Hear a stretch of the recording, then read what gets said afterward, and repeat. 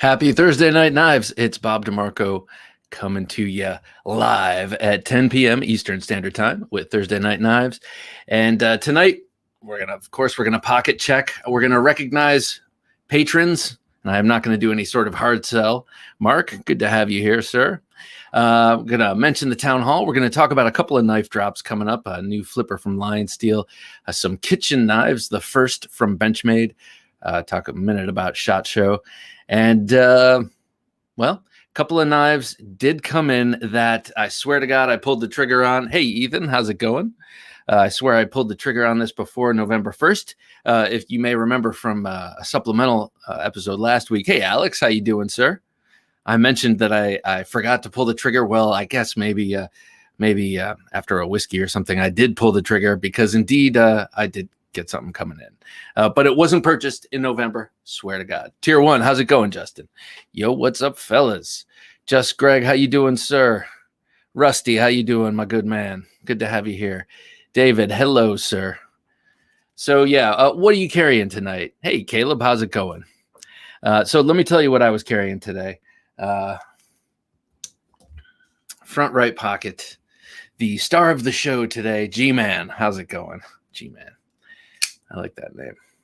Hello, Dave. How's it going, sir? Dave just put up a really cool review of the iStick, which I've only got to catch 1 minute of while I was making dinner tonight, but I intend to tuck into that later. Professor, good to have you here, sir. It's great to have you. Today I was carrying my, I think maybe Gen 3 XM24. Sorry, Jim, I forgot to tell you what I was carrying. XM24 with the Bowie blade. Love this knife. And, of course, it's got an aftermarket scale here. That's micarta, some sort of very tight weave linen micarta. Thank you, David, with a burlap micarta in there. Thank you, sir. These XM24s are my favorite hinderers, and the Bowies are a bit of a unicorn these days. I'm sure they'll come around. Hey, Blade Ogre. I'm sure it'll come around again, just like they just did a run of them in the 3.5 inch. So, hey, G-Man, thank you, sir. So I was carrying that, and where is blast? It's elsewhere. It's up sitting on my wallet. I had my my Troodon, my little double-edged Troodon. It's got the serrated edge on top and the razor sharp edge on the bottom. Those Microtechs, I don't know exactly how they do it, but their knives are so very sharp.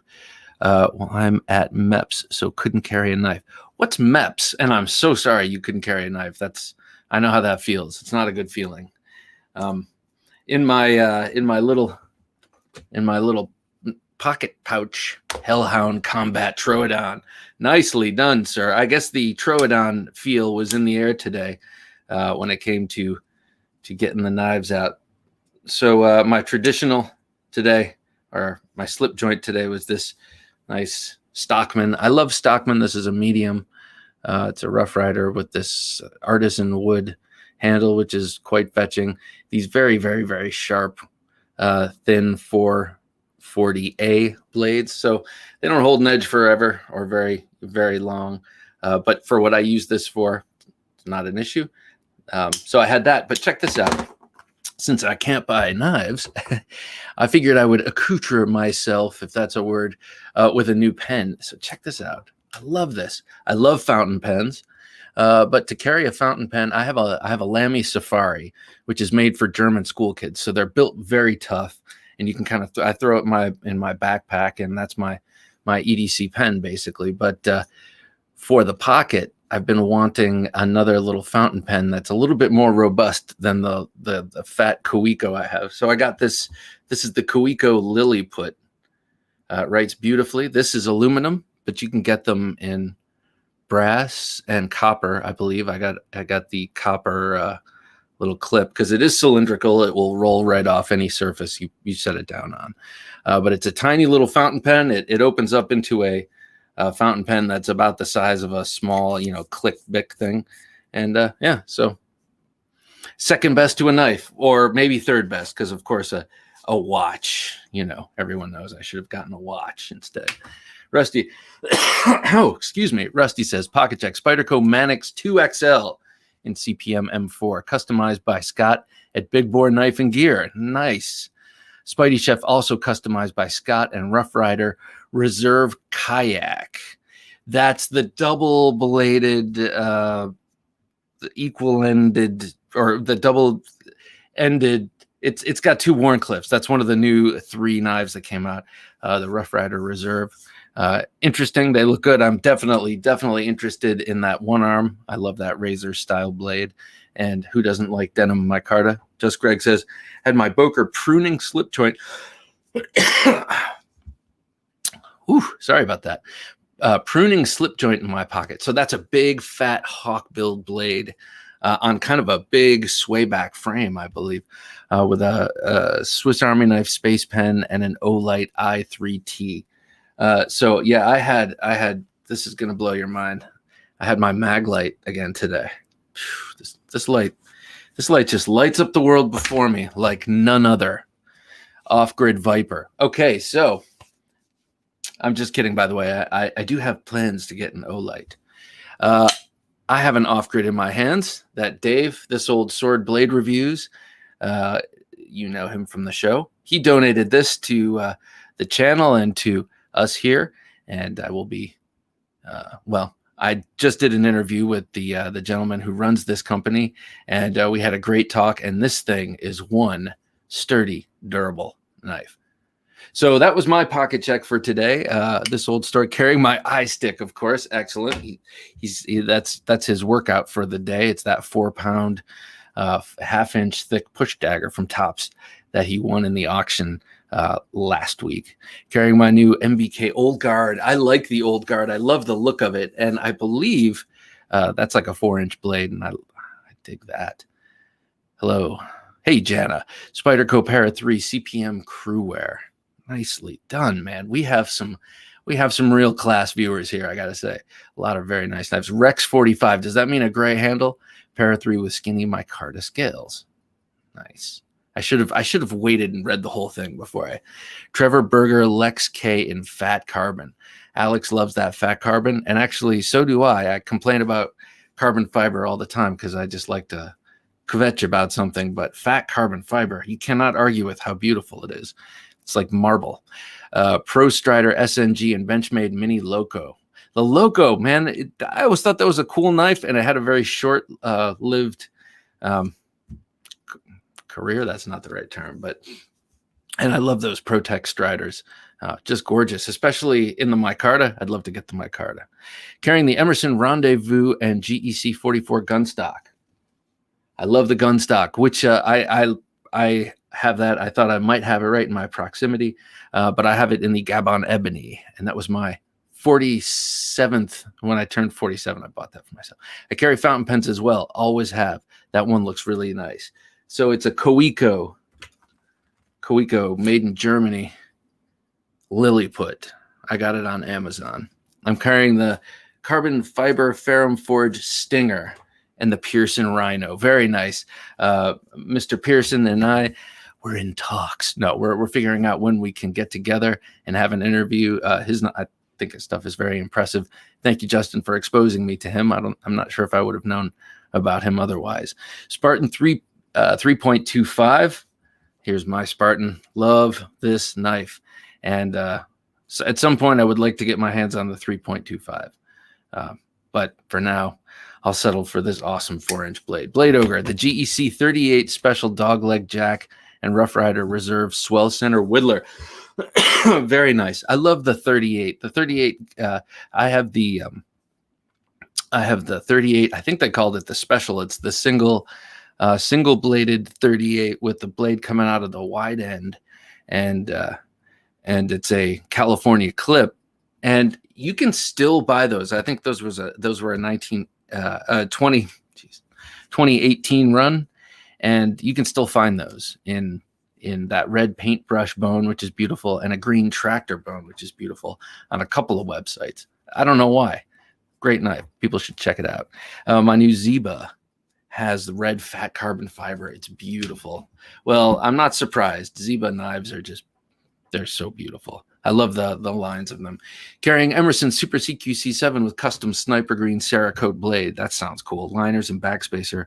Ooh, with a window breaker. Very nice. So, sorry, question for you. If you could, does that glass breaker impede your putting your thumb on the back?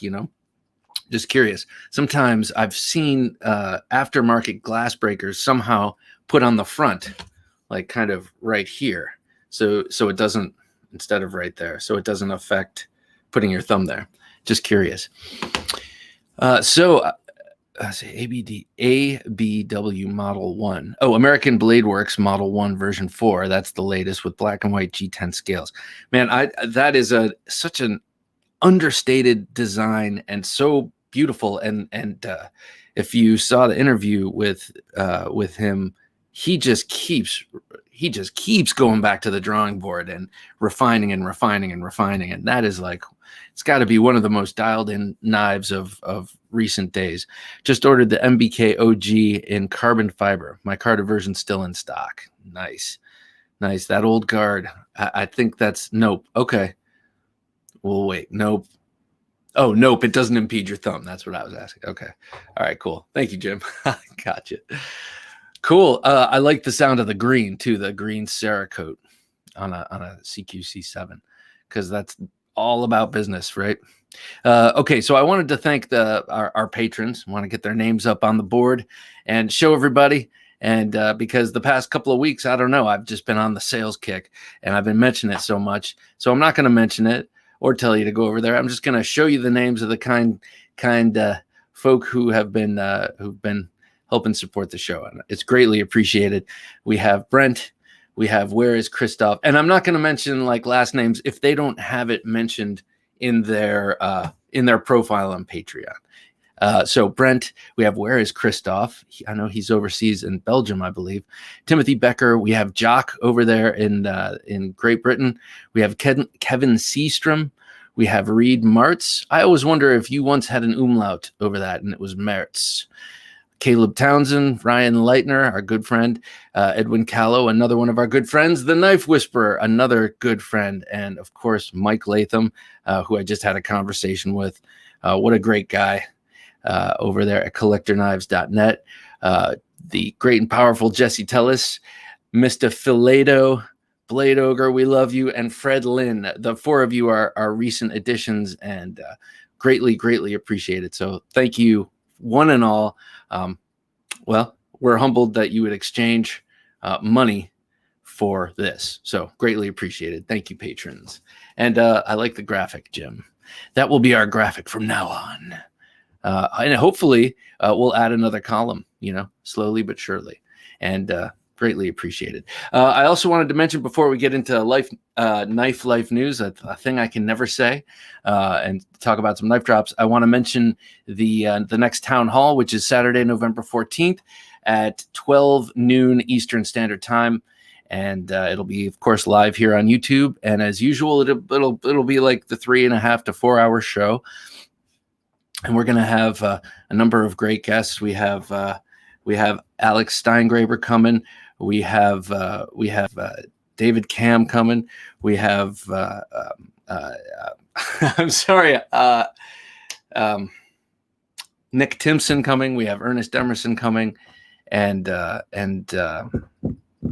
think there's one more. I apologize. I do not have it written down in front of me, and I should know by now that if it's not written in front of me or on my hand, I will forget something. But in any case, I'm not sure if David Cam is 100% confirmed, but we will talk about that. Maybe he's here right now. But it's going to be a great show. I mean, look at that lineup. We have everyone from a legend of the industry to hot up and comers who are just tearing it up. And I think it's going to be a great combination of people. And of course, the whole point of this is that you, the viewer, ask questions, engage these people while they're here in front of you. And, the way this is formatted, people can hop on. You just go to thenifejunkie.com/join. Make sure your microphone is on and your camera's on, and you hop on and you get a split screen for a minute. You ask Ernest Emerson your question, ask Alex Steingraber your question, and then you dip and someone else comes on. I think it's a great format. It is truly like a town hall, unlike CNN, who has a town hall, but you can't ask any questions. They just, whatever. So this is an actual real town hall. So please join us. It'll be great, as they've all been. They've been real fun. We really love doing those here. All right. That being said, let's move on to what's new, what the new knife drops are. And these two come that we're going to talk about tonight come from Knife News. And they look pretty interesting. The first one is from Lion Steel, who I only have Lion Steel in the guise of Bastinelli. I have a Bastinelli Big Drago Tack, and that's made by Lion Steel. And it's a great knife. I love it. It's beautifully made. But their reputation is very extremely solid. And I got to say, I like their slip joint knives, the ones especially that Mike Latham is having made over there, collaboration with collectorknives.net. Those are beautiful. And I have handled one, what was it, the SR11, and I liked it a lot, the Lion Steel. I respected it, but it just didn't, didn't have that thing that made me want to get one. But this new Lion Steel, it's called the Mito. I like the design philosophy behind this. This, like what was that one? TRE, I think it was. Like the TRE folder where you could remove the flipper, but you would have other ways of opening up the blade. This knife, the new Mito, as you can see, there's a little screw at the bottom of the flipper tab. You can unscrew and remove that flipper tab, and then there is no way other than the two-handed manual method of opening up this knife, so that folks living in Europe and other very restrictive knife places can still have this knife. If it's hello to my fellow knife Americans. Hello, Joe. It's great to have you here, sir. So I think it's cool. I like the whole idea of it being adaptable and modular. I guess it's not modular. You're not adding things to it, but you can take the thing off, take the tab off and put it back on depending on where you are. I think that's pretty cool. So M390 and titanium, micarta, G10, etc. Or wait, just G10. No, they do have micarta. Yeah. So interesting, looks cool. I just like the idea of the adaptability. What do you guys think? What do you think of Lion Steel knives? What do you think of this knife in general? Is it a good looking knife? Is it something that you would, would you go out of your way to get this knife? It kind of looks, I bet it's great. It's a respectable knife. It's the kind of knife you can bring home to mother. But is it going to get your heart racing? That's the question. Anyway, if you find that question compelling, please do let me know. Otherwise, I'm going to be moving on. And the new knives from Benchmade. This is pretty cool to me. They have a kitchen line. They're finally making a kitchen line, folding to the pressure. No, I'm just kidding. But I really like this. They're calling it the table knife. Which is kind of a generic way of saying multi-tool for the kitchen. It's a 5 1/4 inch blade, or is that 5.5? I got to check my specs, people. I think it's 5.13, whatever that is, inches long. It's like perfect steak knife length plus. You get a little bit extra, and I'm not sure if you can tell by looking at this. But if you look towards the tip, which, by the way, I really like the profile of the blade overall. I think it's very handsome. But if you look towards the tip, the front third or so is serrated. So you're going to town on that steak that you left on the grill for too long, but you don't want to admit that you overcooked it, even though someone over your shoulder was saying you should probably take it off. Well, you have those little serrations right there up front that make it so much easier to cut through that tough hide that you think you're such a good steak cooker and griller, but really you need work. And this will help you to look like you don't need work. I really like the handles. They're neutral, but they also look kind of, they're neutral in shape, but those 3 holes kind of give it some flair. They come in 154 cm with G10 handles. You can also get 440C with Cerakote or some sort of coating on it. Not sure why you would opt for that, but in any case, I think it's cool. What do you think? You get 4 Benchmades in a wooden block. They're all 5.13 inches long, and not for nothing, but if you took your Dremel and kind of hollowed out that choil up front a little bit, made it a little bit harder to slide up on that blade, I don't know, make a little Kydex sheath and carry these things around. They're kind of cool. I like them, but don't understand why they made it a set of 4. It doesn't look like a steak knife at all. It's more like a chef's knife. Well, I put like in there. It's more of a chef's knife. I see your point, but 4 is better than 1, right? Especially when it comes to knives. No, I mean, I think they're trying to make this be a jack of all trades. You could definitely, at 5.13 inches, that's actually kind of big for a steak knife, I gotta say.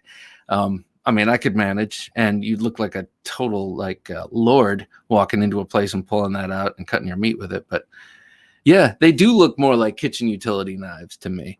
And I think that's what they're going for, something that flexes back and forth. But yeah, that is an interesting point raised, that it comes in 4, but it actually looks a little bit more like the kind of knife that would come as a single, because it's a more substantial tool than a steak knife would be.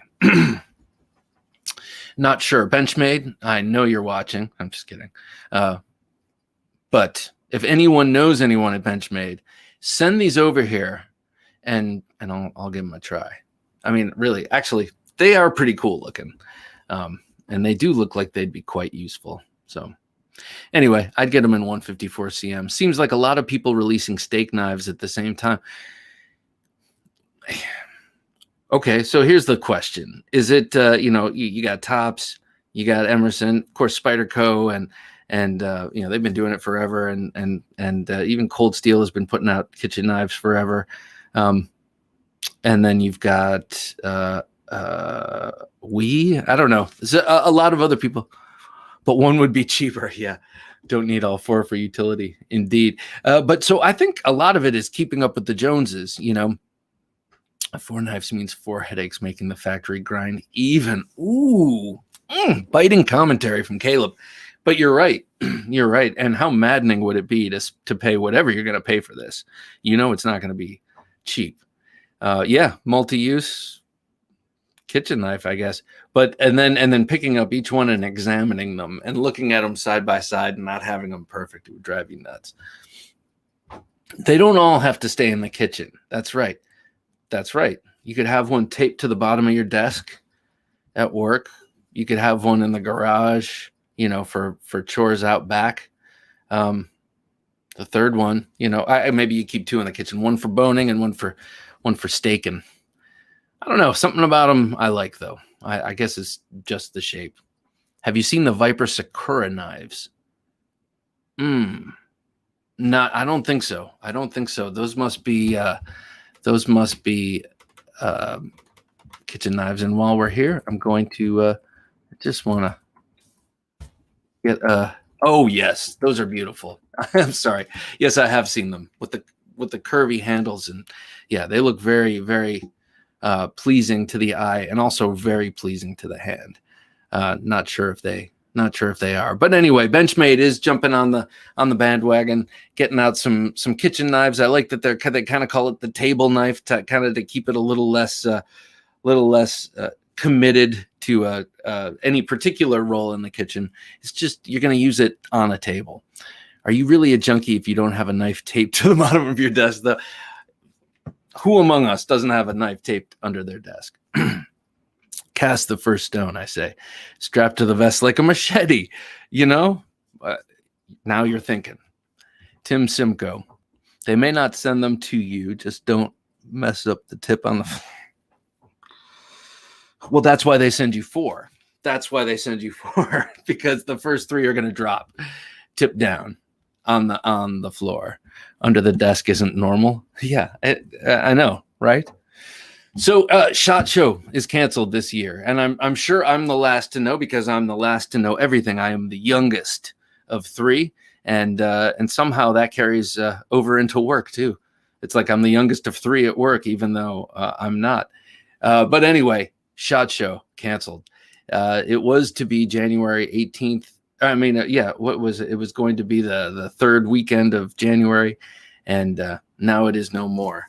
And well, not much to say about that, but that's what it is. Never been to SHOT Show.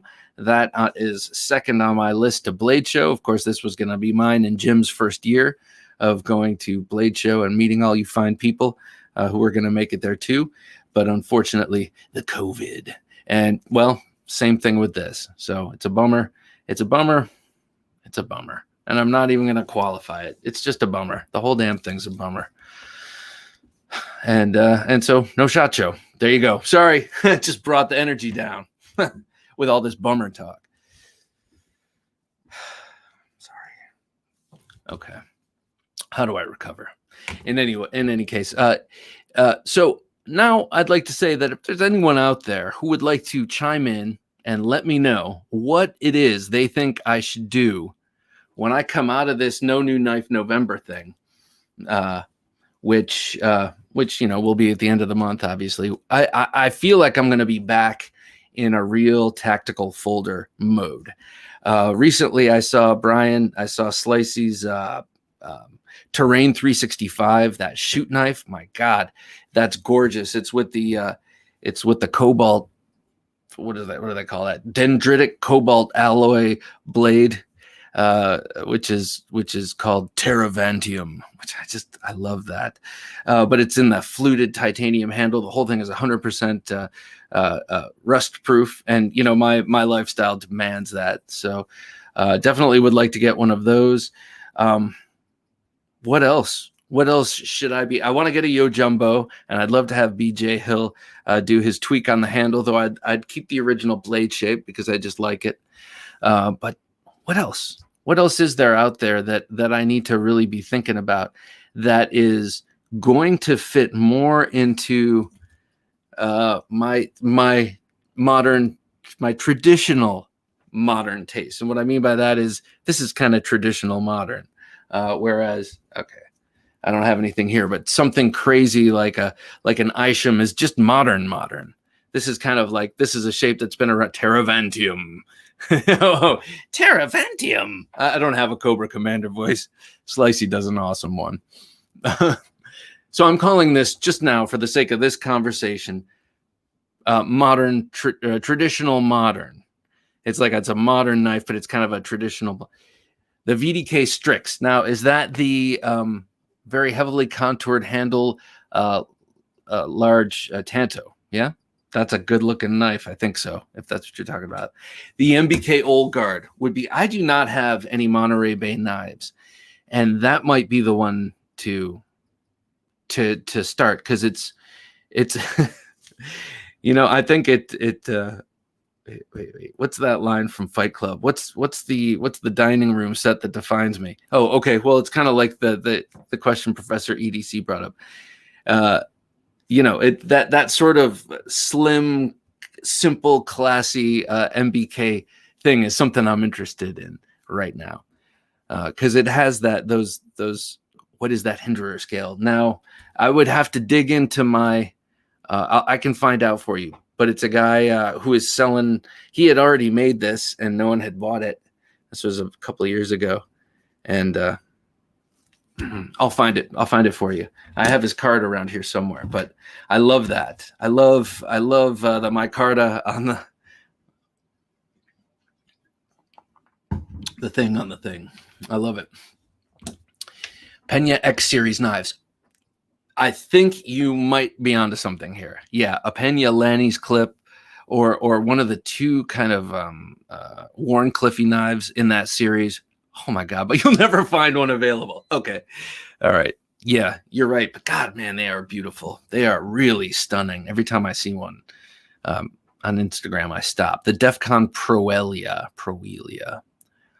DEFCON Proelia. I think I know what you're talking about. I think that's a very beefy liner lock. I think. And it's I I think I remember Zuzu13 doing a review on that several years back when he did one of his back into knife reviewing. That guy, by the way, I don't know if you guys remember him. He's his name is Carter. He's back on YouTube again, and he does gun stuff and gear stuff and kind of a political, essays, if you will. But I always thought he was great as Juju1313, and he did great knife reviews for a while there. Anyway, if you guys know him, he's back up and making videos. So Bob seems like a calm, normal guy, but that water bottle, straight grain alcohol. Yeah, that's right, man. That's right. Something's got to keep me going. It's 10 o'clock. Where's my tractor? I'm going out. Send your kids to your mothers. I'm coming home drunk. Just a bottle of Everclear. Yeah, actually, that's water. Right here, I have a little whiskey. And it's, I was like, oh, there's just a tiny bit left in the bottle. And I ended up pouring a whole. So I will cover that with my coaster tonight and revisit it tomorrow night because I don't want any to evaporate. So let me show you some of these couple of new knives. And, I know I'm not supposed to have new knives to show, but these, like I said, I did put this order in on the 30th. It was the night before Halloween, and I don't remember doing it. I just remember thinking, geez, I should have put that order in. And lo and behold, I did. So this is a cool one. This is a new one from Rough Rider. I know you're getting tired of hearing me mention Rough Rider, but man, tough. Because look at this. This is really cool. It's a folding chef's knife, and it's about 4 and let's see,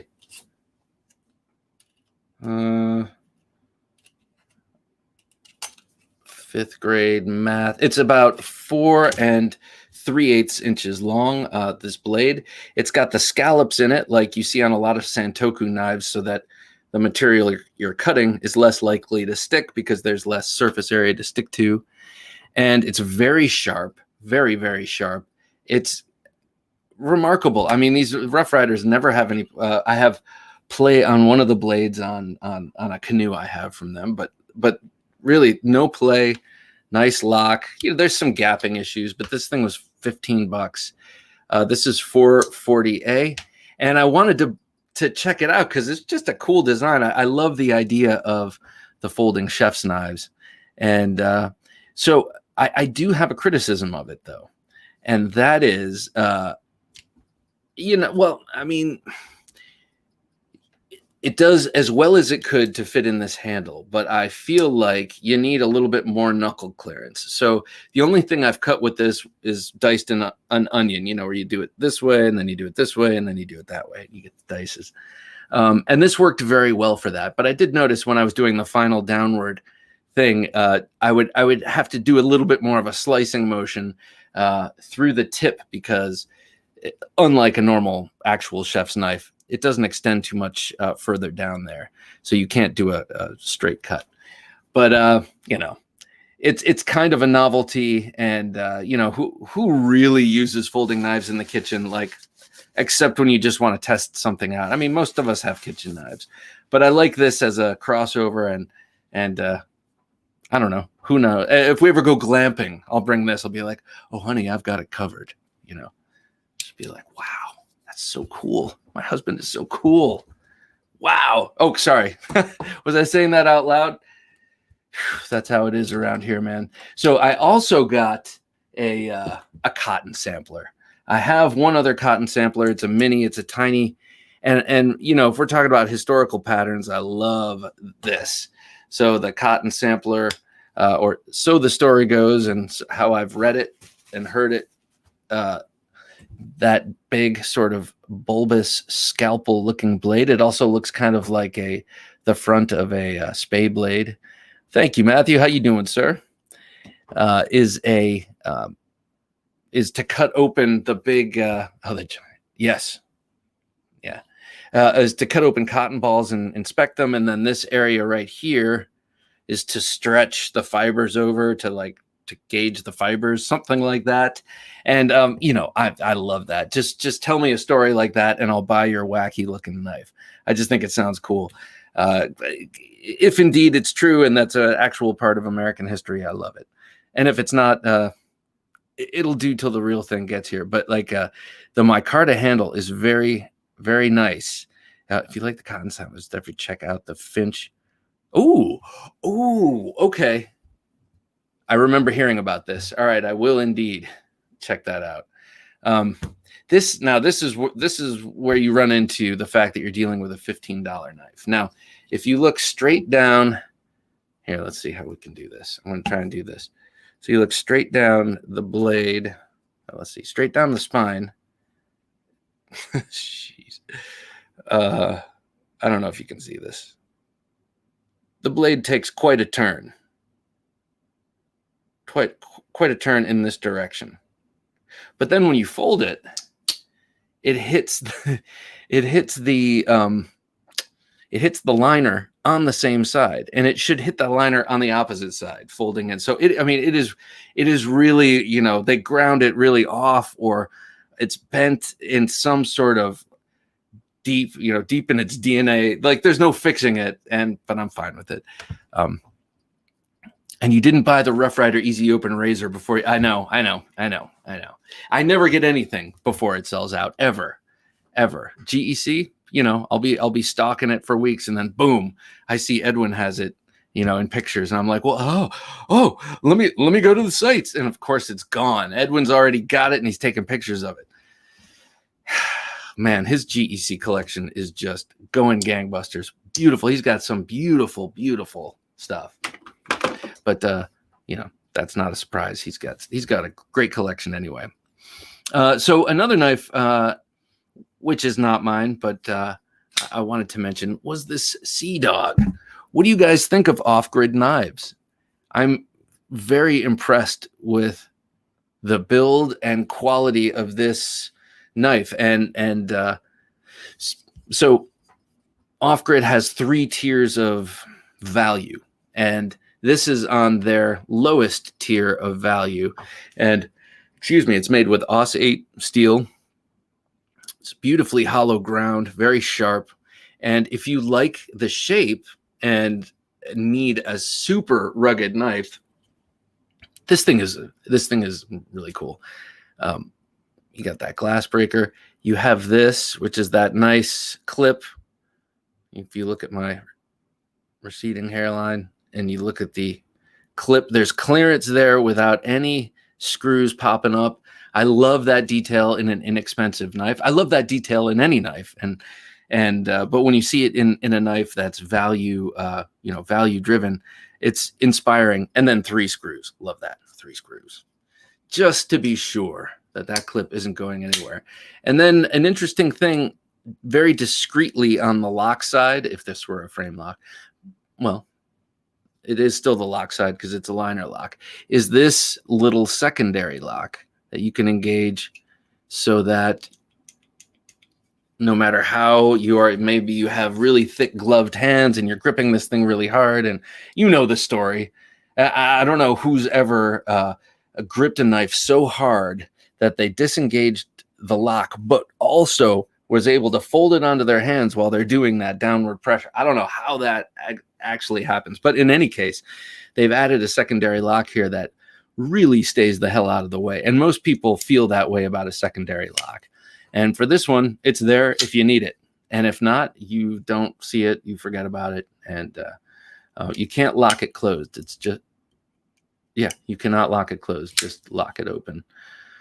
So these off-grid knives, man. And so he has 2 different, so I spoke with the owner of, and the gentleman who started Off-Grid Knives, Kerry, or Orefice, that's an Italian name.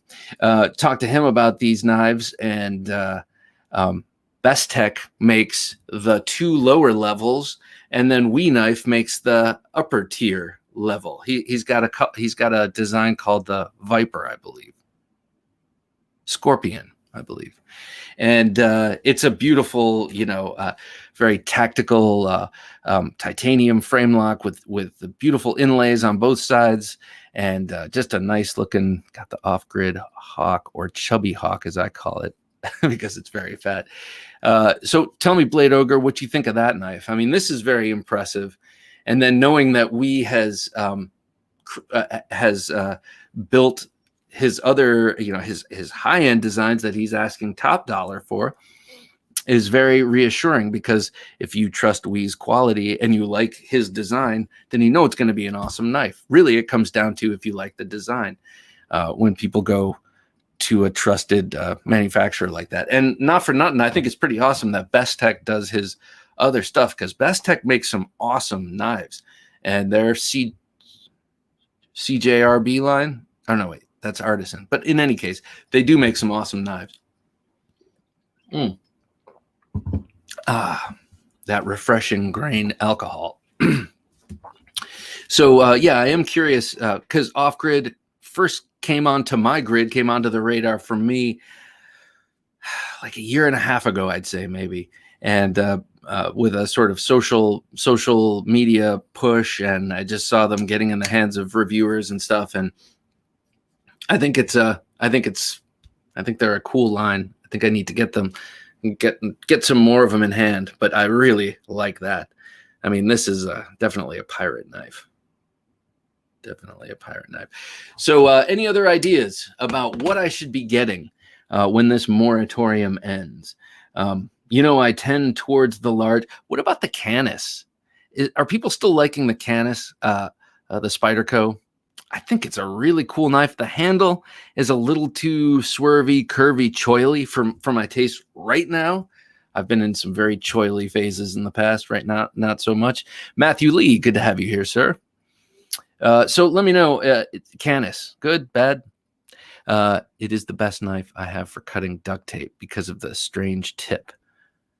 Interesting. Why? Is that because it's worn cliffy but fat at the tip? I think that's what it might be. Yeah, so I'm thinking maybe the Canis, probably the Yo Jumbo. But also, what about this Arcane Designs flipper dagger? God, that's really cool. Do people know what I'm talking about? I mean, I know you do, but the Arcane Designs working with the Canis is the best Spyderco of the year. Thank you. That's all I needed, Slicey. Out the door. I'm getting it. Come December 1st. I love mine, says G-Man, the Canis. Okay. And you know what? It's also the carbon fiber handle is a little like, but who knows? If I got it and I loved it, I might have blades and such make me a handle. Get a Spyderco Yo Jumbo and have, yeah, that's exactly what I'm thinking, Rusty, except like I mentioned before, I think I'd keep the blade the same. I do like the swoop on the blade, but the handle mod looks almost necessary from what I can tell from looking at the thing. Deadpool Lee, how you doing? Why do people like the Rough Rider? It seems like gas station knives. Well, look, Deadpool, sir, are you impugning my taste? No, I'm just kidding. Actually, I do hear what you mean. Actually, if you look at this one is distinctly gas station looking, and I almost got it for that reason. Purple sparkles. Yeah, that's right. But when I look at the shiny blades, the high polish on the blades in pictures, I'm like, God, those look like cheap pot metal. But really, they're very nicely constructed knives. I gotta say, it's Smoky Mountain Knife Works brand, and they've been pushing quality over the years, as far as I can tell. Now, it's balanced with budget, and like I say frequently, it's the kind of if you like the idea of a cotton sampler, there aren't too many other places you can get one. You can find them secondary for a lot of money. A GEC made one, I think, in 2007 or 2008. And if you're lucky enough to find one, you're going to pay premium bucks for it. So I like Rough Rider because they're a chance to get your hands on designs, old patterns and things that you might have a hard time getting otherwise for inexpensive. And also, not for nothing, but like case knives, they do the collector thing, or like Spyderco knives, they do it. They're kind of set up for collectors. They have different series with very nice, handle covers and bones and woods and stuff. And, it's a cheap fix, man. It's in my name, Junkie. What can I say? But they are very well made knives. And if it's all you can afford, they are, and you like slip joint knives, they are way worth the money. I mean, they're more than worth the money. So yeah, that's my answer. Gas station knives. Oh, I got to show you something. So one of the engineers I work with, they have the same quality as Case. The new Rough Rider Reserves are really good, and several of the recent ones are fantastic. I also own GEC because of Rough Rider. I see that. Now, the thing you get with Rough Rider is gapping, and you hardly ever see that with Case, though Jersey Knife Guy or slip joint guy did a video recently on Case's very recent quality control not being so good in terms of gapping and stuff like that. Gas station knives dream that they could be the quality of a Rough Rider. Indeed, and I'll show you why. So a guy that I work with, he's a great guy. He's an engineer, and he just recently got this really awesome car. He got a Challenger, I think, and it's all like machoed out and everything. But he's been slowly listening to the podcast because he's interested in podcasting and stuff, not really in knives. And he found this and gave it to me. And this is the king of all gas station knives. I mean, this thing is spectacular. And this guy, his name is Joseph. He's an outstanding guy. And he's like, here, I don't want this. I don't want to hurt myself. I'll cut myself with this. And I'm like, dude, the car you drive is a freaking missile. What are you talking about? This is a pocket knife, a dull pocket knife. I'd be terrified of your car, right? And he said, no, I was like, are you sure you don't want it? You might come in handy if you just leave it in the car. No, I don't want it. So I took it. Thank you so much. And I'll never get rid of it. It's a gift. And thank you for thinking of me. And he's like, so is it any good? And I'm like, no, it's not, but it's beautiful in what it is. This is kind of like in the tradition of Nick Shabaz's green knife or Metal Complex's Lady of the Sea, whatever. I mean, this is just pushing tactical to the point where it falls off the edge of the cliff. And you know what I love, besides that screwdriver glass breaker, is that it looks like a shark. And police. This is obviously a piece of police kit. So anyway, I thought this was cool. I thank you, Joseph. And now I almost feel like it's incumbent upon me to buy Joseph a real knife. But something like a slip joint or something that's unintimidating. And he, can learn to have a knife and not be afraid of it. A, and B, I would be allowed to give a knife to someone I like. So can I see those last two comments, please, Jim? 3 Case knives all have gapping. Recent. I'm curious. Are they recent builds, recent purchases? Yeah, my Case knife has gapping and nasty blade rub. So I have not gotten a Case in a little while. The last one I got, I gave to someone else that I work with. It was beautiful, and I bought it because of the covers. Man, those guys know how to. In a way, it's like if I have another knife on me, I oftentimes have traditionals on me just for the pleasure of the materials. Alex, if you're still there, Brotherhood of the 86 with tortoiseshell. I love this knife. So, I mean, I highly likely that I'll carry this knife in a slip just to pull it out and appreciate. And then if I need to cut something, pull out my police knife. Yeah, I know. You can't buy a knife until next month. Okay, so I have already worked this out in the universe of justifications.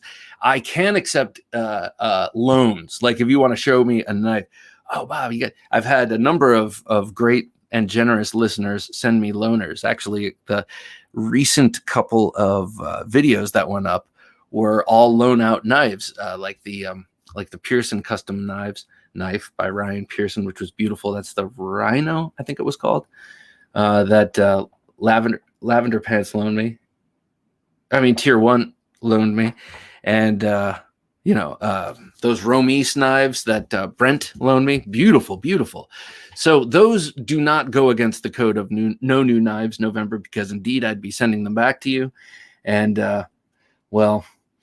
I'm afraid that this BlackRock knives that I've been waiting an eternity for is going to come ready during this month. And he's going to be like, okay, now I'm ready for the rest of the money you owe me. And I'm going to be like, you're going to have to wait now. I've been waiting. Now you're going to have to wait until no new knives November is up. And if you sell my double-edged monkey thumper before I'm ready to pay for it, I will cry. Rusty says recent. Okay, so it's the recent knives. Yeah, that's a shame, man, because that's one of the things about case knives. And his is also Greg's is a 2019. So one of the things about case knives that I love the most, like all the ones I have, pretty much, I've never had one with gapping, but I haven't had one made in the last 5 years. But that's the most pleasing part to me, is how everything is hafted into one smooth, seemingly singular piece of metal on the back. I love that. My more recent case came with a massive burr on one side of the edge. That's disappointing, people. It's like, if you're going to make knives in America, make them as good as you can, please. Yeah, they do have some great new knives. Wait. Jim, go back to the last comment, if you will, so I can remember what was in my head. It's kind of like walking back into the room so you can remember. My motivation. What was it? Damn. It was so relevant.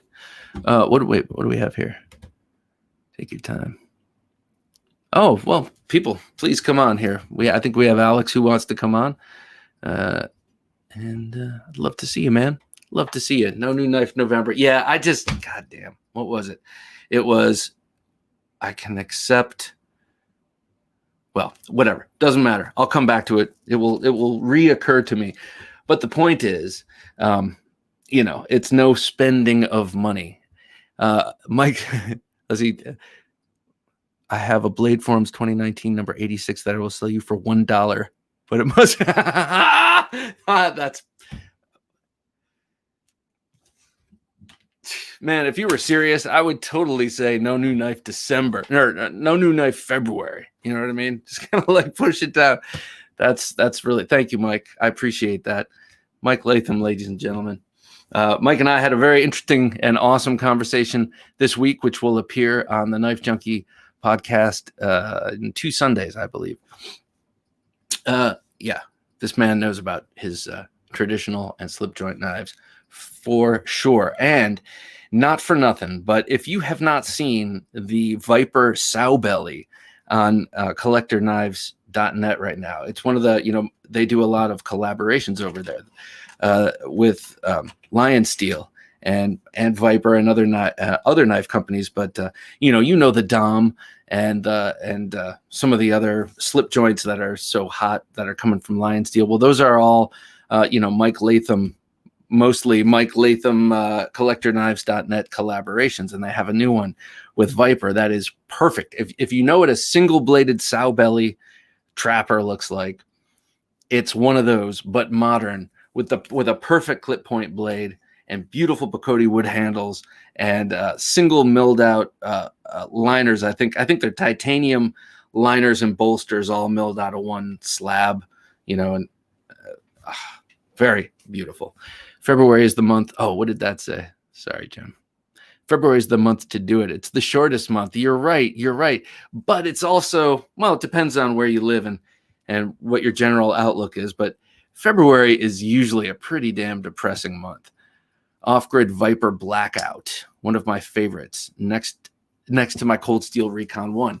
All right, that's the kind of arena I think they want to be in. They want to be that rugged, hard-use knife, and so you put it next to the Recon 1, one of the quintessential rugged hard-use knives, so I would say they were doing it. Lion Steel, hearts in the eyes. I can't disagree with that. Lion Steel, hearts in the eyes. They do some fine-looking stuff, and You know what's interesting? Actually, I'm not even going to talk about that, but it's interesting how they have a different way of building a slip joint. What's up, sir? It's great to see you, Alex. Hey guys, what's going on? Not much. How you doing, man? Good, man. Just glad I made it. What's how's life treating you out there in the California? Oh, that's pretty much that. Cool. Well, you're here. That's good to see, man. So, Yeah, what's going on? not much, man. Been laying low, You guys just dropped a new podcast. Yes, we did. That's Yep. right, we did. It's every first Sunday of the month. You can catch the Sharp Talk podcast. I'm gonna have a guest the next one, but I'm not gonna tell you who. Oh, cool. I like the guest shows a lot. Yeah, those are my favorite too. So we're gonna do every other show with a guest because we figure there's like we got to have an episode to mess around and be stupid, right? Yeah, and you don't necessarily want to do that when the guest is there, but you got to get that stuff out too. That's why we do that supplemental show on Wednesday. It's so that I can, Exactly. Exact same thing. So yeah, and it works out. I think the guys and I were kind of getting burned out doing it because we started out, we're doing it every Sunday. Mm-hmm. And we did that for like a long time. And I think like 6 months. And then we went to like every other Sunday. And I think once a month is good now. Especially, with family and stuff.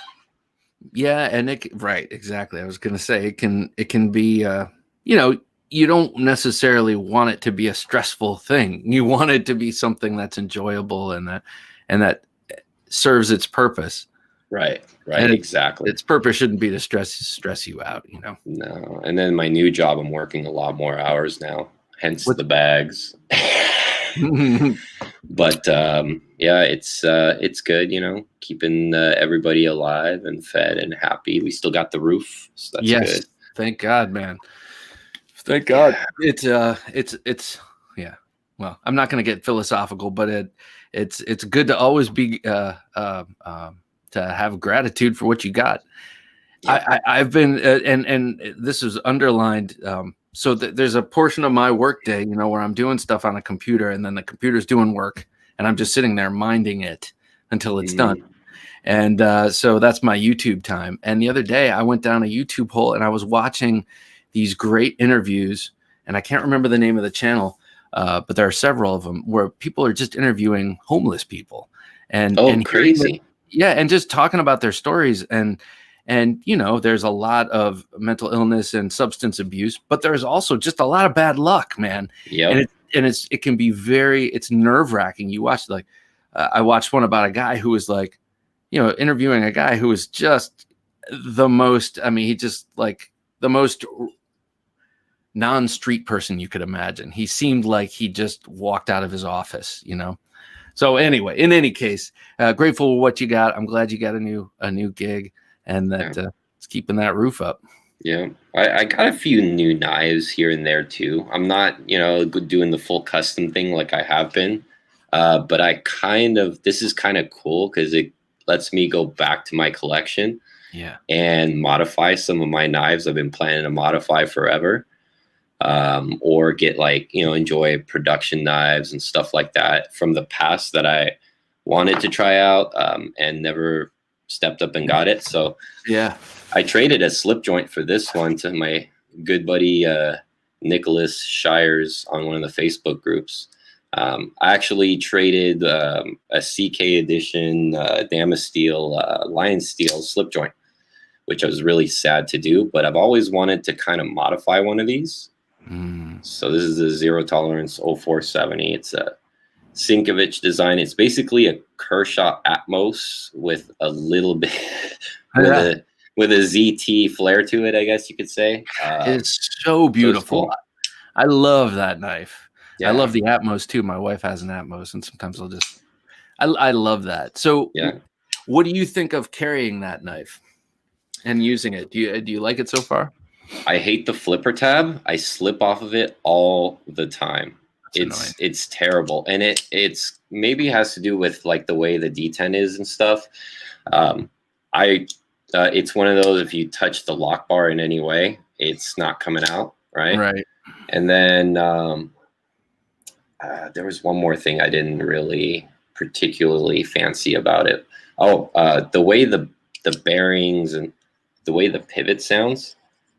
I Oh don't know. yeah, You yeah. can really hear it on these. So, but my Atmos kind of has that same kind of clunkiness to it too. And it looks like it's a similar design. So I'm going to try to take it apart and clean it up, see if I can get it to deploy. See that is annoying. It's good. It's a good thing they came out with that system for the 070. I don't know that the most recent one. That's a very slender, good looking. I mean, it's a beautiful looking knife, but I can't remember its designation. Oh, but I guess I should say what's good about it too, right? Oh yeah, I shouldn't be a total dick. And how you're gonna modify it. Oh, okay. So this one, I'm gonna do some fat carbon in here, the orange one, Nice. and then haven't quite figured out what we're gonna do with the frame just quite yet to make it go with it. I was thinking of doing a mirror polished titanium frame and a mirror polished blade to go with it. So if this thing was all mirrored out with some orange fat carbon, I think it looked pretty rad. That would be sweet. So who are you going to have do this work? Do you have someone selected? I do. First, I'm trying to see if I can get Josh to grind the blade for me. So I've already reached out to him. Josh, if you're watching, I'm trying to get a hold of you. I need it. I need this thinner. But for the mirror polishing, I have a buddy on Facebook that goes by Adam Brock. What's up, Professor? And Adam Brock specializes in actually polishing, like mirror polishing microtechs. That's his thing. So if you have a microtech, but you couldn't get the custom or mirror polish it, I think his mirror polish, I've seen them in person, they're better than microtechs. And microtechs are really good at it. Like really, really good at it.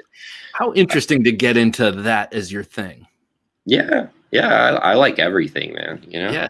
No. I mean, like, it's interesting that someone would, become there's a few of them specialized in that particular thing. I think it's cool, man. I love it. Yeah. So, what were you going to say you like about this 470? Is that what that is?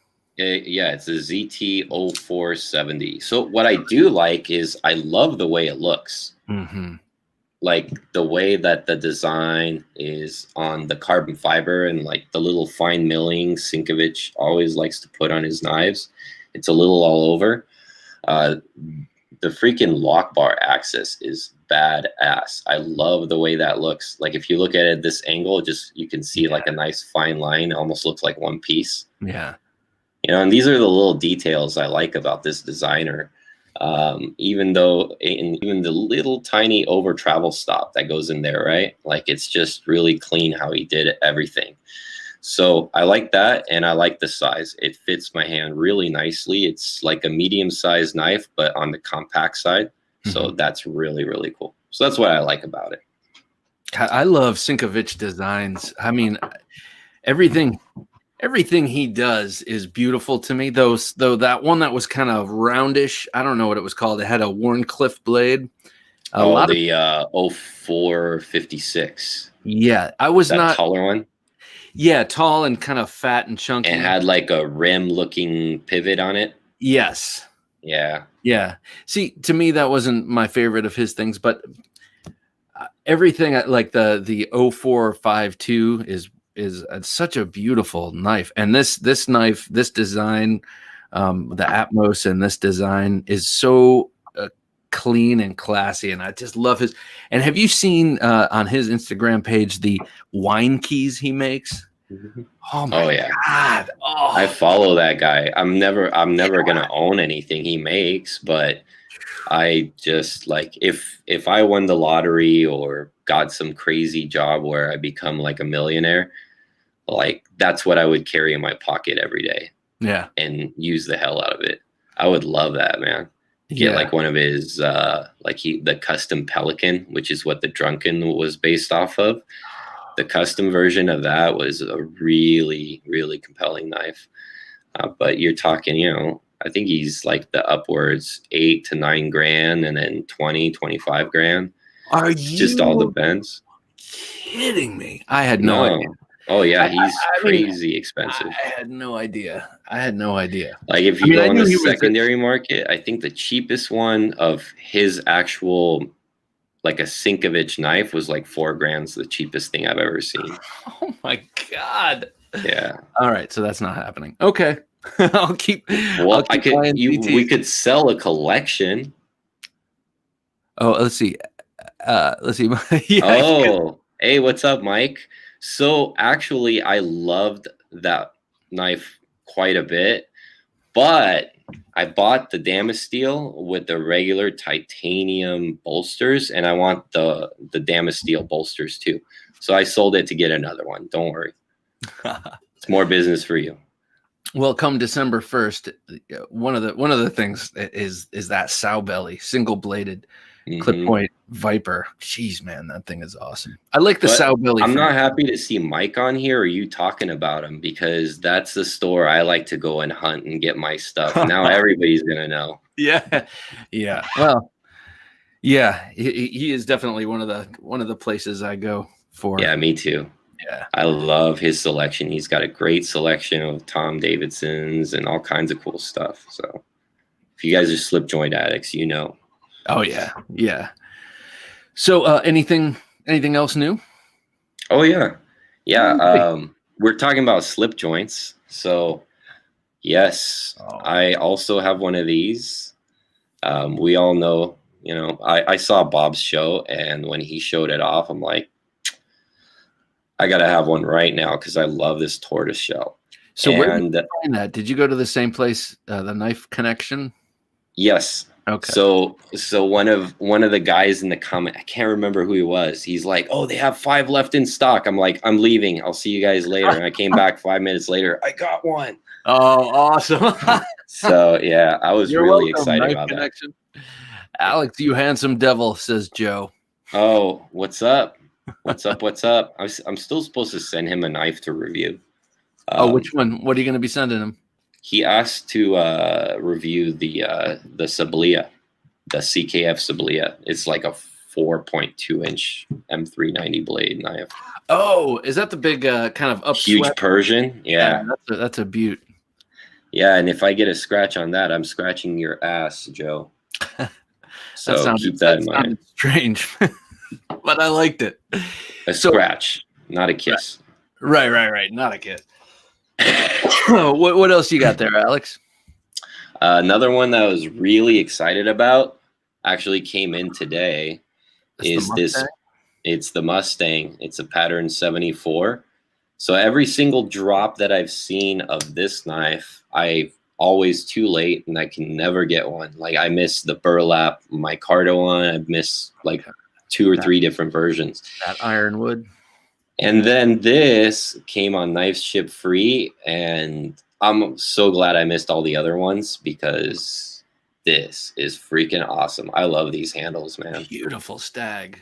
I didn't even know they were going to make one in stag. And then it comes with this really cool little pin right here with a little Mustang on it. That's cool. So very cool knife. So they frequently, maybe not all the time. Oh yeah, that sounds good, man. That's a good one. They frequently do a run in stag kind of after for a lot of their models. But now that I think about it, not for every model. So it's nice that you snagged it on such a model you've been trying to get for a long time. But also it is definitely a coveted model. People really like that 74. Oh yeah, man. I had one from, I don't know, 2013 maybe. I bought it on the used market a long time ago, and then I sold it. And I know the guy that I sold it to, and I've asked him a couple of times, like, you want that thing? I mean, do you still use that old busted old knife? Do you? It's like an old grandpa knife. Can you just sell it? Get yourself something tactical, for Christ's sake. Yeah, you don't want to be caught flat-footed with a blade that's not going to lock. So, right, exactly. And I have been on a slip joint kick lately. I don't know why. So what else? Do you have any other slip joints? Yeah, I brought one more. Where is it? Here it is. The Production Surge Pachenko slippy that he did, and I got I think it looks like a scalpel, but they call it the Persian, I guess. That's so beautiful. I love these knives. I think this dude has an incredible design eye. Oh yeah, and look how good his stonewashing is. I mean, I really love the texturing and roughness, and it's got a nice blue, and then it's kind of like he sands it, so it's kind of like looks worn around the edges. Yeah. Yeah, it's so cool. So Sounds like it's got great walk and talk too, like a very stiff action. it's not too, I would say it's like a 6. Okay. The close is pretty good. So what's But your favorite pattern of slip joint? You know, do you have one? I really don't, man. I mean, like some days I want to have a clip point, and then some days I just want to have something more, traditional and like a drop point or something like that. So, when people ask you what's your favorite this or what's your favorite knife, those are always the questions. I really don't. Yeah. I'd have to pull 6 or 7 of them out. All right. To me, I got another 86 in a beautiful bone because I love the bone cover. Oh, that's beautiful. But I came to the conclusion that this really is, even though it's a little fat for me to carry too much, I've decided that this is my favorite pattern because, well, I like jackknives a lot. I like double-bladed jackknives a lot. And to me, this is what seals the deal. That is such an awesome knife. That sheep's foot is such an effective blade. And then big time. And then just the shape of that clip point is just so gorgeous, man. Plus, yeah. I know with kids and all nowadays, like with the super steel fat and all, but I love a good 1095, man. Yeah. Cut a steak with it. And then it patinas and it's got character immediately. Absolutely. Has anyone tried the Olone Rodeo? I don't know what that is. The Rodeo part sounds familiar. Oh, I obviously neither of us have, but let us know what it is and tell me what you want about it. I own 2 GECs, the 23 Trapper in Woodland Micarta. Oh, that's nice with those grooves, and the 97 I have one of those too. In Brazilian cherry wood, and you have the 97 too, right? And I have a 97 as well. In the bone, you have the bone covers, I think, right? No, I have the really dark maroon micarta. Oh, I love that. Yeah. Edward has that. Which GEC knives have the sway back? Just the 47? I don't know. So I'm personally a big fan of the Northwoods knives. Yeah. So if you're asking me my favorite pattern, I don't know what pattern it is exactly. Maybe it's the Trapper, I guess I would say. But the Madison Barlow, that is my favorite slip joint I own to this day. Madison Barlow. Now, which one is that again? What's the blade configuration? It's a single blade. Single blade. And is it a clip point blade? I guess that's no, it's not a clip point. I guess it's kind of a drop point-ish. I guess I should just go get it and show you. Huh? Sure. Yeah. And while you do, I'll talk for a second about this. This is a number 62. This is a Congress. Hey, Cameron, good to have you. I actually want to stick around for this before I go get it because I've been curious about those. So this is a double-bladed Congress, and Congress knives are most commonly 4-bladed with 2 springs. Right. Sometimes you'll see 6-bladed ones with 3 springs, but the point is the opposing blades share a spring. And actually, if they do that, it's not really good to keep them open like this for too long. They'll just explode. No, but so this is they came out with the 62 in a whittler. So that's a split spring with 2 clips on one side or 2 blades on one side and a smaller worn clip on this side. That's the one I'm familiar with, the whittler. Okay. The whittler. Well, the main blade on that is smaller, and something about it just doesn't appeal to me. Like the idea of having a smaller blade on a larger handle. This one is awesome. I really like it. It's in the unicorn ivory synthetic, which is funny. Unicorn ivory. That's interesting. They call it that. Yeah, but it's beautiful. So I think these are still these can still be had over at the Knife Connection. I think they still have it. I think they still have these. But interesting fact that I learned from, I don't know, one of the brilliant YouTubers I watch, that Congress, I always thought it was like Congress, like, like congressional. That's what I thought. But it's like a gentleman's. Right. But it's the word Congress, like coming together, like sexual Congress is like so it's that the blades are coming from multiple blades are coming from and coming together. Got it. That makes sense. For what it's worth, yeah. I think that's kind of an interesting little fact. Oh, sorry guys, just fixing my charger real quick. Let's see. I'll text tomorrow about CAD stuff. Awesome, man. I can't wait to hear what's going on. Definitely always eyeing up my blank sitting here on my desk. So let's do this. Cool, but both 47 and 93 are both sold out, right? No, you can still get 93s. Wait, 93 is the big one, right? The big clip point Coke bottle. No, that's the 97. That's the 97. I don't have that with me, but it's very, very hard to find them at all. So you got to just see who's got what and check blade forums too. I love my 62 Easy Pocket. Easy Pocket. All right, I'm gonna bring this Madison Barlow now. Okay. Because I think it's worth sharing if you've never seen one. Yeah, let's see. All right, so he's going to go get this Madison Barlow, and man, he's talking about Northwood knives. I love their handle covers and the shield, and oftentimes they make Barlows. I'm a sucker for a Barlow with that big old bolster.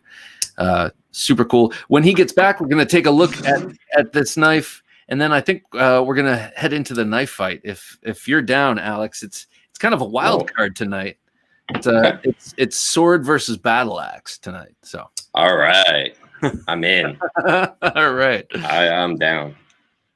Okay. All right. Here it is. So I think this is a trapper personally. But oh, yes. That is gorgeous. That is a trapper. This is absolutely my favorite one in the whole collection.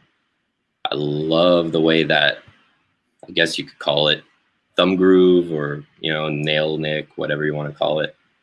But they would call that a long pull. A long pull when it's like that. So I gotta say, those bone handles are just ridiculous. Can you put that really up close so I can see the? Yeah, God. Do you remember what the color of what they call the bone? I think this one's called amber bone. Amber.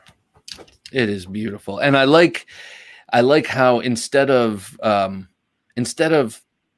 so on most Barlows traditionally, since they had such large bolsters, they wouldn't have shields inlaid on the handle scales. Some of the modern companies that make them now do both. I like the compromise here of engraving the shield into the bolster, so you don't lose either. God, that's gorgeous. Right. Love it. Yeah, this is absolutely the favorite in the entire collection. This slip joint will always stay. So what's the pull on that sucker? This one's a little bit lighter. You can actually see it's relatively light pull, but I actually like it because it's very easy to open and close. Yeah. So walk and talk is gentle. Yeah. Gentle. Yeah, man. That is a nice knife. That's a pass it down through the generations kind of knife. Yeah. All right, man, let's do this. The 47 is $309 on eBay, and the 93 is $205. Okay, so here's a little story, Blade Ogre, before we continue. Don't lose faith, because I was stalking one of these on eBay with this blade cover, or with this handle cover, for like $256. It was buy now for $256. For about a week, I was just looking at it and like, no, this is ridiculous. I'm not paying that for that. And then I saw it for $125. Someone on Blade Forums had it. So, I mean, it can happen where something you're looking for. So don't, I don't know. I would like to get that beer, the beer. Oh, the beer and sausage or whatever. Yeah. Just for the sake of having it. It's a cool novelty. I kind of wanted one too, man, but I'm just not willing to pay that kind of money for it. No, it's crazy.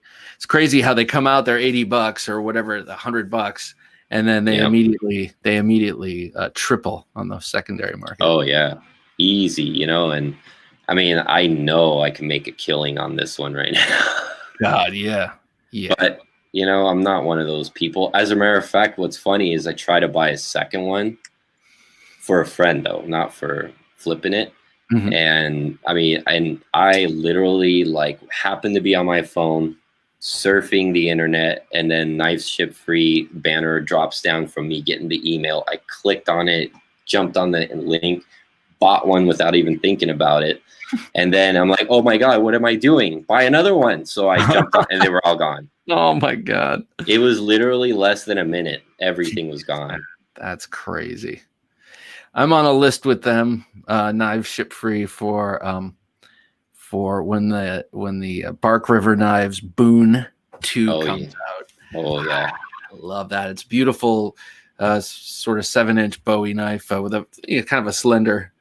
It looks kind of like a camp knife. I can't wait for that. That'll be cool. You know, that will be very cool. Propel me back into my fixed blade phase. So let's do this. What do you want to be? Sword or battle axe? Battle axe. Okay. Like my wife. Yeah. Well, it's a common quality. No, I'm just kidding. I got knives. I'm okay, man. I got knives. Yeah, I'm safe. Just kidding, babe.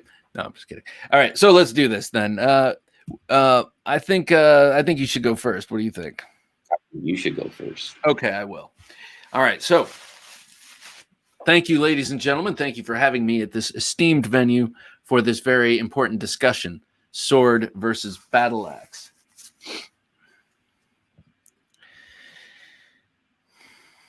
On the battlefield, this is what we're talking about. We're not talking about execution. We're not talking about taking off the head of a stationary target backed by a stump. We are talking here about the dynamic environment of hand-to-hand combat in a melee on a battlefield. And what I want in my hand in that situation is a sword. And the reason I want a sword, it might not be as robust, it might not be as devastating per blow, but with a sword, I know that I can recover quickly after swinging at my adversary. Whereas with a battle axe, once I swing the battle axe at my target, if I miss the target, I have to keep going with that momentum, because a battle axe is very heavily weighted forward, and in this sort of dynamic situation, the battle axe is way more difficult to recover for the second, third, fourth, and fifth stroke, which might be required. So for that simple reason, and the fact that swords are just cooler, I would have to go with the sword in a melee. I would have to disagree, Bob.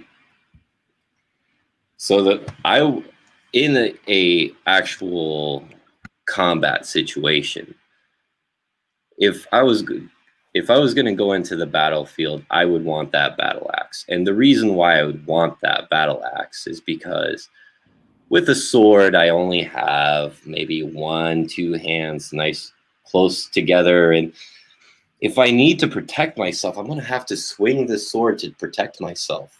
But with the axe, with one hand over the other, I know that nice thick handle is going to take every swing and hit at me. And then I'm going to swing one time with that battle axe, which generally has, I believe, sharp edges on both sides, just like a sword, except once you go through it, there is no sword that's going to stop that. So for the pure brute power and the ability to protect yourself from a sword swing, I prefer the battle axe. That's a pretty good argument, I gotta say. I like the whole thing about using it to defend and to block. And Right. Not that this is an official rebuttal, but I did forget to add that you can thrust with a sword. From my This is many true. Nerf battles growing up, I can confirm the battle axe always wins. Yes. Nice. Thank you, Caleb. You know, those Nerf battles can be extrapolated out into full-on medieval style melees for sure. I don't know if you ever seen Battle axe beats the sword almost every time. I think I finally beat you, Bob. You beat me all the. My bias is battle axe. All right, okay, so you know I what? clearly won. Yeah, well, Thanks, guys. You did clearly win. You did clearly win. But we must recognize longer handle, longer reach, more dead enemies. But for what? Well, I guess longer handle, you're talking about the axe. I don't know. I feel like maybe I'm biased towards the sword, but I feel like a battle axe, man, I'd swing it and then I'd have to like, you know, maybe I'm just not as But if the battle axe is your weapon of choice, then you know you're gonna have the arms and the physique to back it anyways, right? It's like those movies with those big Germanic people with the wolf head, and you know, like you're gonna have the fighting style to accommodate. You're probably gonna do some crazy like sort of fanning swing that doesn't stop and you just like chop through. Now, I will say, if you are skillful with the sword, I do think a sword could probably prevail in the end. But the battle axe requires less training to be effective. Yes, definitely. And battle axe was common because everyone had an axe. It was very expensive to get a sword. They don't give battle axes to guys with your build, Bob. No, they don't do that. Choice of Vikings everywhere. Yeah, no, they don't. They don't give me battle axes. They what do? They give me a crossbow. Can't use a battle axe from a horse. That is a good. Wow, Mike. That was good. Yeah, but true. But I can kill a horse with a battle axe. I like this. Dad bod is not suited for battle axe. No, it isn't. I actually, I would say it does. You just got to back it with a lot of hairy chest and big arms, you know? What do you think of this? Uh-oh. This is actually what I might choose over both. Oh, is the gauntlet coming? No. Is the gauntlet? No, the gauntlet would be in my left hand, but this would be in my right hand. It's just a warhammer. Wow, that is rad. This is of course Bob has a warhammer. Well, I mean, you know, I'm a responsible adult. No, so this is a cold steel. They stopped making them, unfortunately, but the later models, they changed the hammer pole in such a way that they, I think they reoriented it so that was like square this way, but they put two massive grooves in it crossing so that it has grip though. So like a roofing hammer, wow. You know how the roofing hammer is knurled. Yeah. So in, you know, if you were to use a modern hammer in a defensive situation, you would want a roofing hammer. Hey, Dirk, how you doing?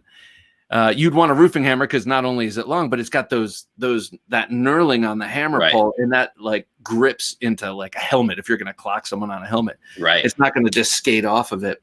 And so Cold Steel, before they discontinued the Warhammer, they got wise to that, and so I've always had buyer's remorse that I didn't get one with that because you never know when you need a little grip on your hammer pole.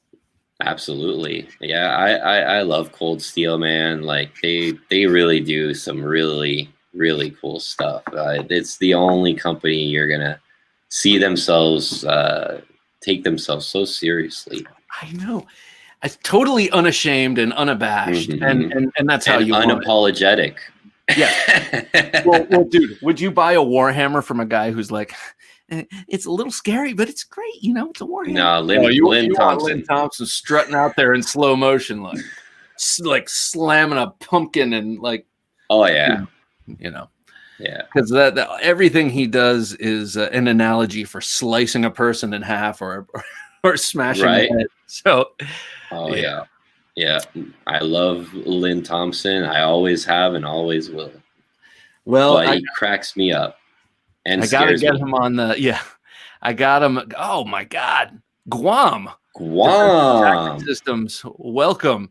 You must be military. Yeah, it's Guam. Isn't that where they They have have a couple B2s bases. there? Oh, they have okay. a couple bases there. God, that's I'd be cool, curious if he's military. That's cool. Yeah, that's awesome. Well, thanks for joining us. It's actually you're joining us right when we're closing on down, because it's getting late here on the East Coast, and early I'm day. so for glad that I finally beat you at a knife fight. Dude, what are you talking about? This is the first time I beat you, man. Is it? Yeah, it is. It is. All right. So well, I'm not gonna trying take to this. I'm gonna run with it. Not trying to take wind out of your sails, man. Retired. Oh, Excellent. cool. Defensive Tactics Systems. My father went to Guam a couple of years back. He's done a couple of tours of the South Pacific, looking at battlefields and places where battles were fought. And That's I know rad. he was. Yeah. It's a cool thing to do. That's a lot of Marine Corps history right there. Yeah. And they were all over the Pacific. So it's your people, man. Yeah. Semper Fi, do or die. Hurry up and wait. Hurry up. That could be a large part of why you were so victorious in this knife fight, because you were actually talking about something you had some experience with. Not with a battle axe, but you've been to war and I have not, and you probably have a better idea. Well, I think I watch a lot of movies, and I've been very well educated by those movies. Yeah. Because anything that's like old Germanic tribes fighting, like the Irish or like the Celts and all that, I love that stuff, man. Yeah. You should check out Dan Carlin's Hardcore History podcast. If you've never heard of it, it's awesome. It's a great podcast. He's a great guy, really goes deep into historical things over these multi-episode podcasts. And he has a whole one on the Celts and a big battle with the Romans. And it's really interesting. You dig it. And here's a little final nugget. I've seen Braveheart 8,000 times, and during the last, I believe it's the last battle, the lines are and they're coming. They've broken. They're running towards each other, and you see Mel Gibson running in slow motion, and he has a warhammer. He starts that battle with a warhammer, and his friend with the scars on his face has one too. And if you watch in slow motion, you can see they're made of rubber, and they're like bouncing like this when they're running. I'm like, that's not gonna hurt. That's not gonna hurt when they hit with that. Well, it might hurt, but it ain't gonna do much more than that. yeah, right. It'll sting. It'll be like a flap. Oh, dude, you just ruined that movie for me. Now I'm gonna look for it every time.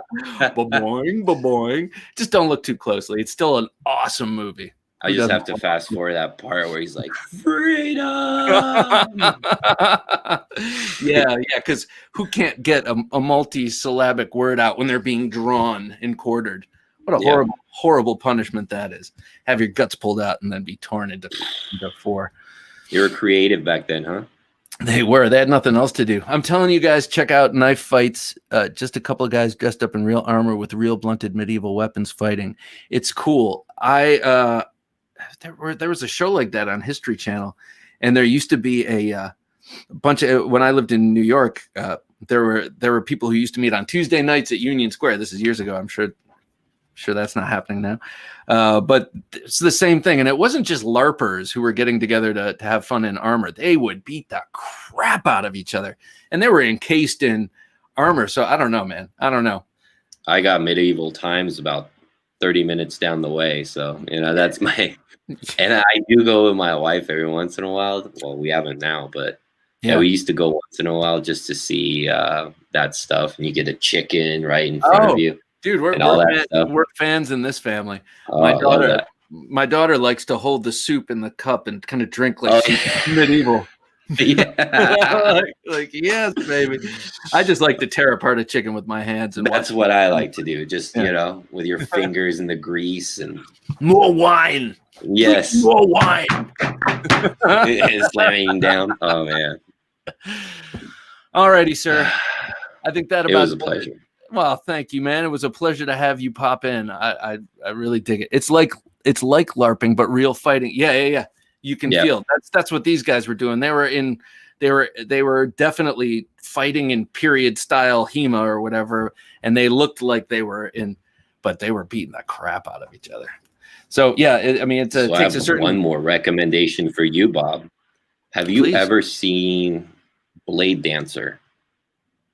It's a couple of, I think they're from the Ukraine. So they do these acts with real swords and everything. And you're talking like Blade.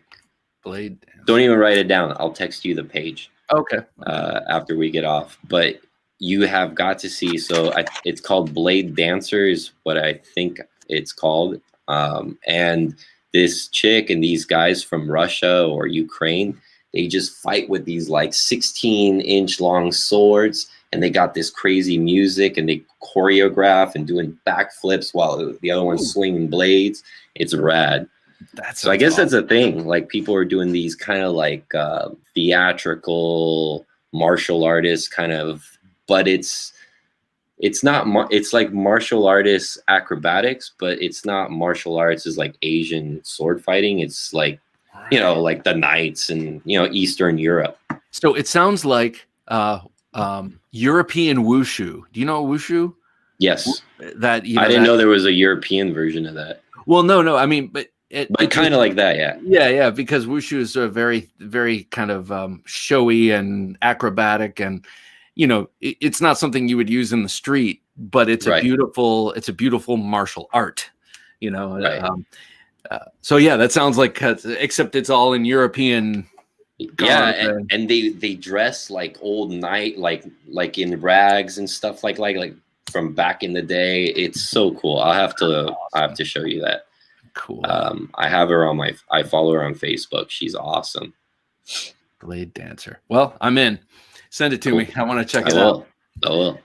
All right, everybody. Thanks for coming, checking out Thursday Night Knives. It's been a real pleasure having you all chime in. Don't forget the town hall coming up Saturday, November 14th. We're going to have some awesome guests. Wait, pause. I don't know about this, Bob. Oh, Fill me in real quick before you go. Let's see. David Cam, Alex Steingraber. We got. You're getting Alex? Yeah, we got Tim from Birdvis Knives. We got Ernest Emerson, and we have. Who am I forgetting now? I know we have 5 people now, and I can't. Wow. My brain is only big enough for 4, and I don't have the list in front of me. Damn it! It'll come to me as soon as we log off. But yeah, he's a great guy. So yeah, noon Eastern Standard Time, November 14th. You know where? Right here. So for Jim, I look forward to it. Oh, dude, it'll be awesome. Definitely join us. So for Jim, working his magic behind the switcher, I want to thank you, man, for always keeping it looking good. And for everyone else, thanks for joining us. That's it. Don't take dull for an answer.